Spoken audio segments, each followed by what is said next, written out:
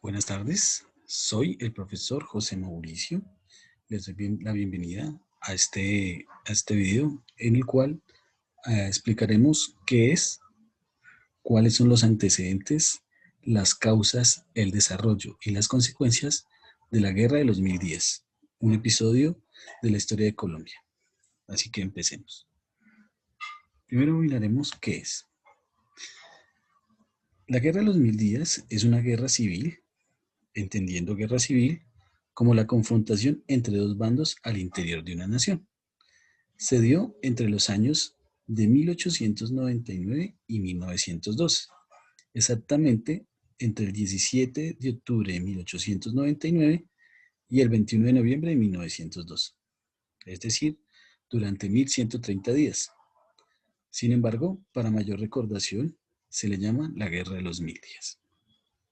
Se dice que es uno de los enfrentamientos más sangrientos que ha tenido el país, ya que se habla de más de 100.000 muertos, aproximadamente el 2.5% de la población de la época, recordando que a principios del siglo XX vivían en Colombia aproximadamente 4 millones de personas.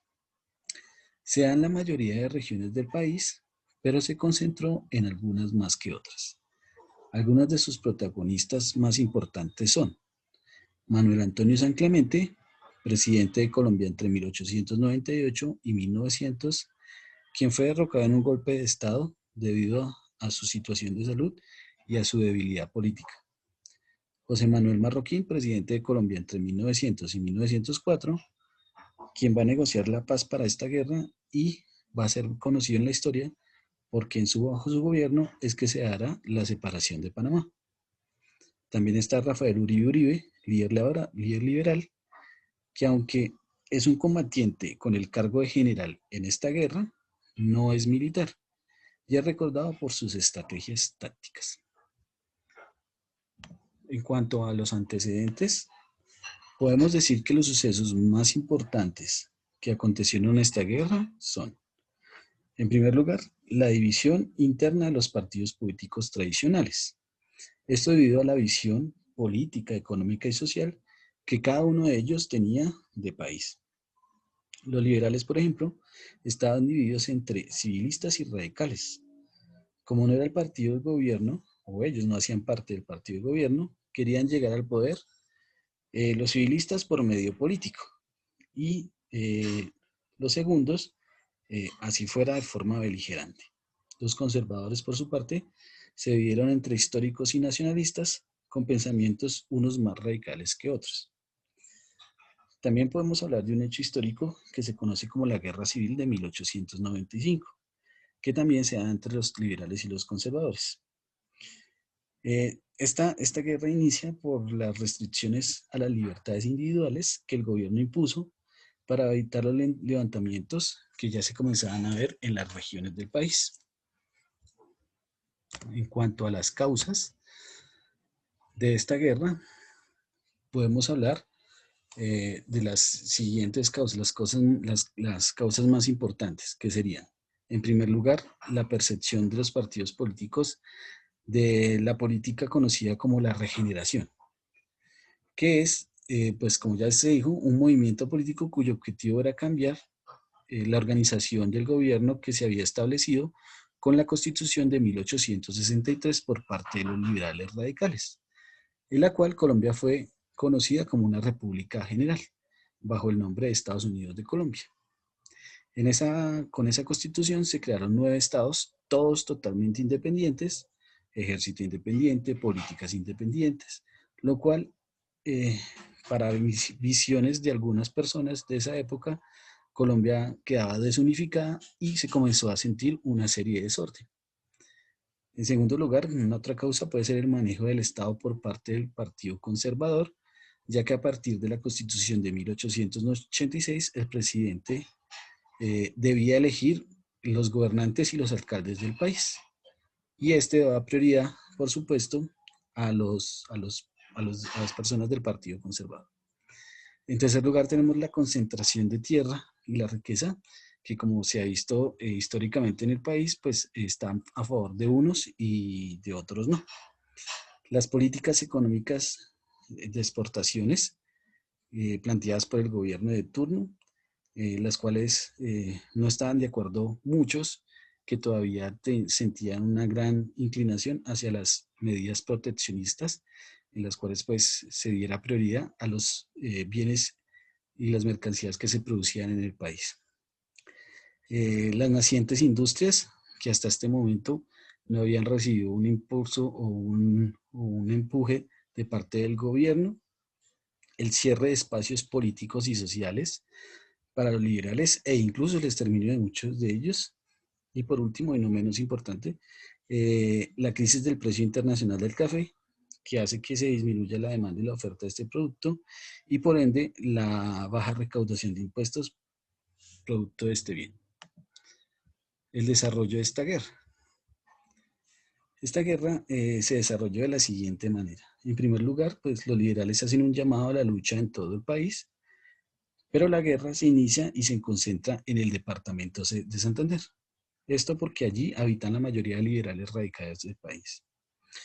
Por su parte, el partido de gobierno pensó que la victoria para ellos sería rápida, debido a que el ejército liberal tenía una tropa de muy pocos hombres y que estaba organizada de manera irregular, mientras que el ejército del gobierno estaba muy bien organizado. En tercer lugar, en el transcurso de la guerra, los liberales van a tener dos derrotas al inicio, una conocida como la batalla de Bucaramanga, en la cual los liberales tenían como idea principal tomarse esa ciudad y que fue ganada por el ejército del gobierno, el ejército conservador.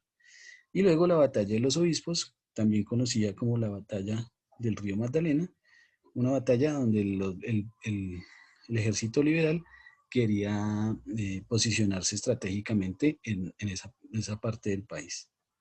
Sin embargo, los liberales van a tener una importante victoria en la batalla de Peralonso, haciendo creer a las personas en la causa, pero no logran unificarse completamente. Posteriormente, el gobierno eh, asume la iniciativa y se enfrenta en la batalla de Palo Negro, donde vence a los liberales y los obliga a dispersarse. A partir de ese momento, se cambia la estrategia militar de parte de los liberales y haciendo que estos pasen a una guerra de guerrillas, entendida esta como ataques móviles a pequeña escala contra el gobierno. Esto hace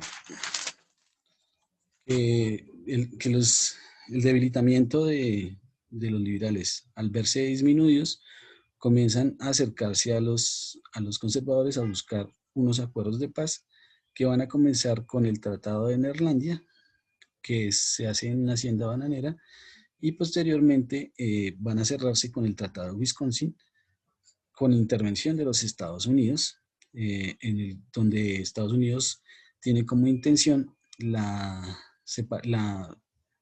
apoderarse de Panamá o buscar que Panamá se separe de Colombia. ¿Cuáles son las consecuencias entonces de esta situación, de esta guerra? En primer lugar, la devastación de la economía, ya que la inflación del país llegó a un 10.000%. Es decir, si un artículo costaba $1, pasó a costar hasta 10.000 pesos.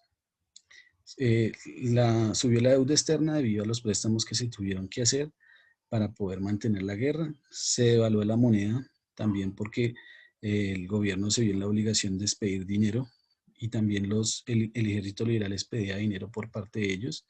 Entonces, al haber tanto dinero circulante, se devaluó la moneda.